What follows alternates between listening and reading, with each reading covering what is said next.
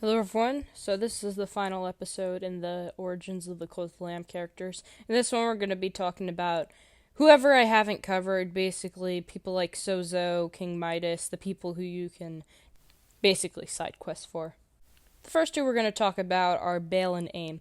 They're the loyal servants of Narander and were sacrificed to him to keep him from being lonely in his exile. In the Bible, Baal is the name given to several different deities who are designed as false gods or idols. However, is most often used to describe a specific Canaanite Phoenician god of fertility and rain. And that name, I butchered it, that's my bad. Anyway. Additionally, Baal is associated with Beelzebub and the devil. In Hebrew, Baal means owner or lord. To the Canaanites who worship him, Baal is a universal fertility god. Baal has the title of Prince or Lord of the Earth. He is also called Lord of Rain and Dew, the two forms of moisture that were indispensable for fertile soil. In Canaan mythology, Baal, the god of life and fertility, is locked in mortal combat with Mot, the god of death and sterility, which I assume means sterile, since he's the god of life and fertility. The opposite of being fertile would be sterile, stertility, which I didn't know was a word. I'm learning many words. Anyway, moving on.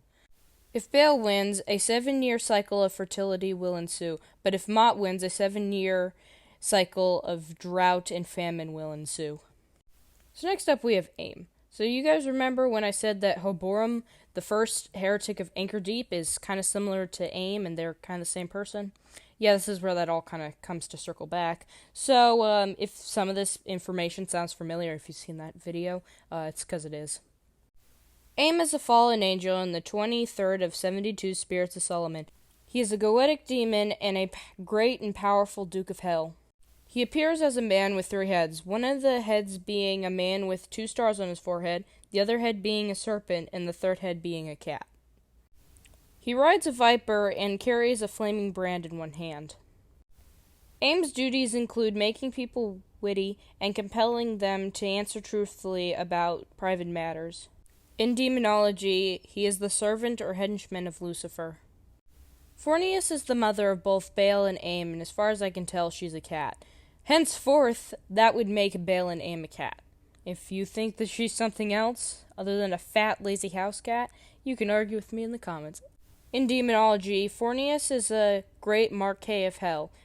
Marquis is a noble rank above Count but below Duke. He rules over 29 legions of demons and can teach languages and make men be loved by all their friends and foes. Fornius is depicted as a sea monster and has a great knowledge and understanding of tongues. Do what you like with that information. He can also take different forms, but generally prefers his human form. Before we continue, I'd like to say that Ratu, Plimbo, and Helob don't have anything that they're based off of as far as I can tell, so they're not going to be mentioned at all. So first we're going to start off with Sozo. The word sozo, as used in the New Testament, translates roughly to save, heal, make whole, or deliver. Rakshasas are a race of usually malevolent beings prominently featured in Hindu mythology. They reside on Earth but possess supernatural powers, which they use for evil acts such as disrupting Vedic sacrifices or eating humans. The female form of a Rakshasa is a Rakshasi. There's also a thing called Rakshasa marriage. In this kind of marriage, the groom fights battles with the bride's family, overcoming them and carrying her away and persuading her to marry him. It's basically a kind of forced marriage. I also forgot to mention that my precious boy Monch isn't based off anything, which is really sad because he's probably my favorite character. Look at him. He's a bean.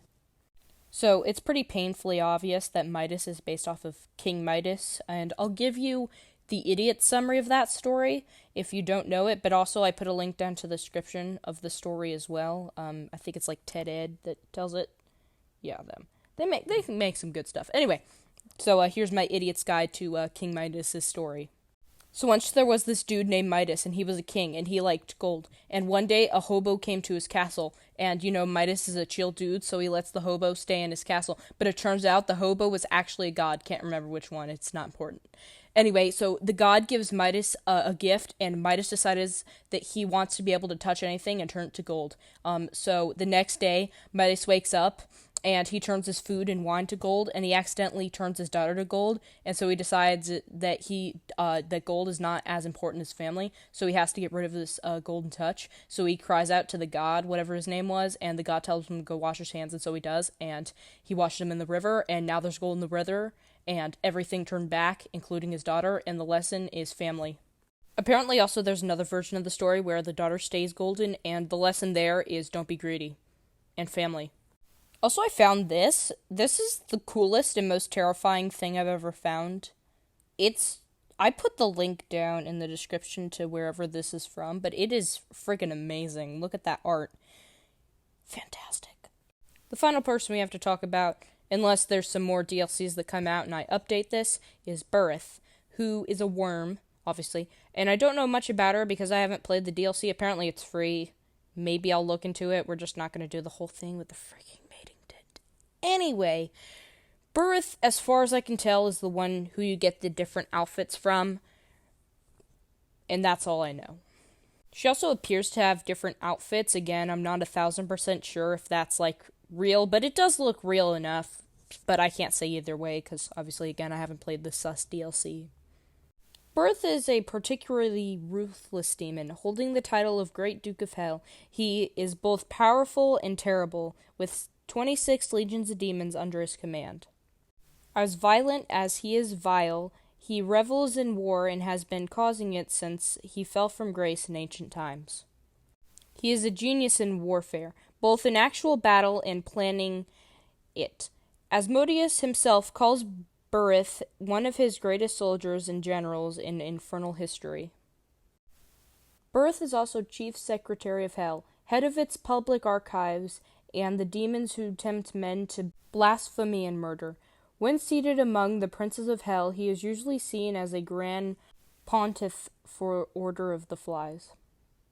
And that is the conclusion of this whole series. If I do make another one, it'll be me re-uploading this video, this 8th part, but just with a little extra thing for whatever DLC character we get. Or if we get an entirely new game, it'll be an entirely new episode. I was going to do a whole rant on why I didn't like Sin of the Flesh. I mean, the whole DLC is sus, but I can basically summarize it to, why is there a mating tent? Who asked for that? Why?